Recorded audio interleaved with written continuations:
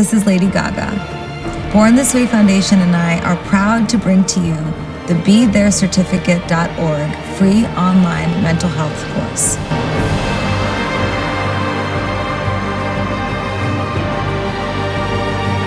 Hey Cozie Homies! Welcome back to The Zone. Today, I am so excited to try this new free course that Lady Gaga actually talked about on Instagram. And she was saying how she created this online course about mental health from the Born This Way Foundation in collaboration with Zheng.org. So yeah, this course is called BeThereCertificate.org. There is about 2 hours worth of content. Now I'm trying to dive into it. So one of my New Year's resolutions of 2022 is to actually just learn more about new things in general. And for me, I always want to find out more about mental health, and I think this is the perfect opportunity for me to do so. And yeah, perhaps with all this knowledge that I learned, I can help myself better, help the people around me better. And I just want to be a better friend, a better supporter to the people around me. And if they are going through mental health issues, perhaps I can be the one to give them some form of support. So yeah, I'm just going to dive right in and just learn more about this course. Alright, so I'm going to briefly share with you what I've learned in this course. There are the 5 golden rules when it comes to supporting someone who are facing struggles with their mental health. Firstly, we have Say What You See, whereby we try to recognize the signs of mental health struggles in the people around us and approach them in an objective and non-confrontational manner. We do this to check in with the other party to see if they are indeed facing any difficulties at the moment. The second rule is to show you care. We do not just verbally say that we care for them. We have to use our actions to create a safe and comfortable environment for us to give them some help. These actions can range from physical ones, like giving the person a hug, to emotional ones, like just being present and giving them undivided attention. After that, we have to hear them out. Active listening comes into play here, and we help facilitate the other party to verbalize their thoughts and feelings. The main goal here is to let them feel heard, and we can enhance this process using several methods like summarizing what they said and asking them open-ended questions to understand the situation better. Subsequently, we got to know our role. Establishing boundaries is extremely crucial here as we remind each other of our own limitations and emotional bandwidth to sustain a healthy relationship with each other. Sometimes we might be placed in non-ideal circumstances or get fatigued from engaging in such conversations, so we have to ensure our own personal well-being first before we can effectively channel our energy to help others. Lastly, we wrap up this process by connecting to help.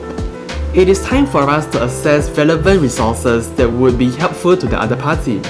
This could be seeking professional guidance through therapy, or even engage with a trusted family member or adult. Sometimes the other party might be reluctant to get help too, so we have to brainstorm alternative ways to bring some closure to this entire episode. This is just a very brief summary of the content covered in this course. Please head over to the website to learn more about everything in greater detail. There are some features in this course which I thought was very well done.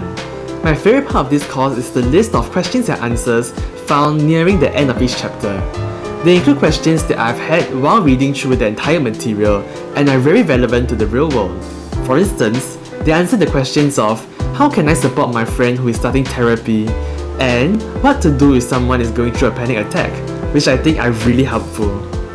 This course is also filled with actual anecdotes of real people who have implemented this 5-step framework in their lives, and we got to see the positive impacts on the individual who had someone else to be there for them. My favorite part of this course is an interactive segment involving a fictional case study, whereby we take on the role of a friend helping our other friend in need. This is done on a virtual texting platform that simulates a potential incident in real life, and we get to choose appropriate replies to our other friends sharing with us their experiences. This segment taught me to be more sensitive in providing responses to people undergoing emotional distress. Alright, so I just finished the Be There course, and it took me about 2 hours to complete it. And I really learned so much from the entire session today. So basically what Be There actually stands for, right? It literally means to be there. So the main point of this course actually is more about how we can actually support your friend, your peers, your loved ones when they're in emotional distress.